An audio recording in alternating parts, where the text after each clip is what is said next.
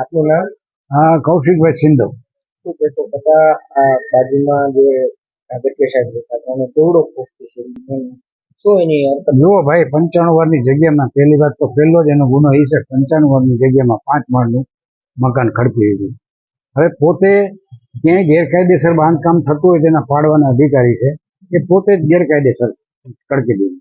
બીજું, પાછળની રાવડી જગ્યા છે જેની માલિકીની નથી, કદાચ એને દસ્તાવેજ કે કંઈ થયું નથી, દસ્તાવેજ છે તો તમને પાછી જમીનનો લાભ મળે, એમાં એને ખડકી દીધું. તમે આનું ચણતરનો નકશો જુઓ અને મ્યુનિસિપાલિટીમાં એને પોતે મૂકેલો નકશો બે તફાવત આવશે. આ ચણતર કરતી વખતે અમારું મકાન બાજુમાં હોવાથી, અમારી કોમન દિવાલ હોવાથી એને 4.5 ઇંચની દિવાલ તો કાપી નાખી અમારી. એને 4.5 ઇંચ જતી ન કરી. બોલી આપણે પાડશું જો આ દિવાલ કાપશું તો આનું મકાન કદાચ પડી જશે. એ 4.5 ઇંચની દિવાલ કાપી નાખી, ત્યાંથી એને ચણતર કર્યું. અને એ દિવાલ અમારી એવી અત્યારે તમારે જોવું જ બતાવું તમને, એને સોટાઈ લેવા દઉં. તમે જુઓ ખડબડી ગયું છે, અમારો ઉપલો માળ આખો ખડબડી ગયો છે.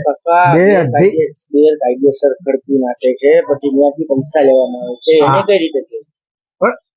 આ ભ્રષ્ટાચાર, આનું નામ જ ભ્રષ્ટાચાર. એ કોઈ આમ દેખીતા આપણે જોઈ શકીએ જો આ રહ્યો ભ્રષ્ટાચાર, એમ તો હોતો નથી. બરાબર છે. કેટલા વર્ષથી બધાને હેરાન કરે છે, કઈ કઈ રીતે હેરાન કરે? 2-3 વર્ષ તો 3-4 વર્ષ થઈ ગયા. આમ તો વચ્ચે કોરોનાનો પીરિયડ ખાલી ગયો, મકાનનું કામ હાલે ત્યારે કડિયાઓને સૂચના ન આપે, ભાઈ આ વૃદ્ધ માણસો રહે છે, અવાજ ઓછો થાય, તકલીફ ઓછી પડે એ રીતે. આ તો કોઈ જાતનું ધ્યાન જ નહીં. ક્રાઇમ બ્રાન્ચ અને ટીડીઓની ટીમ જે છે એને કેવી કાર્યવાહી કરવી પડે, એ માટે કેવી કાર્યવાહી થવી જોઈએ?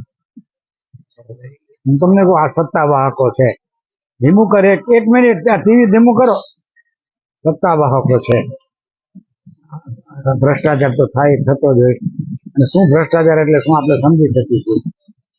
એના ઉપર જે કંઈક અમને તો બીજું શું કહે ભાઈ. આજે અમે ડરીને 2.5-3 વર્ષ 4 વર્ષ કાઢ્યા છે.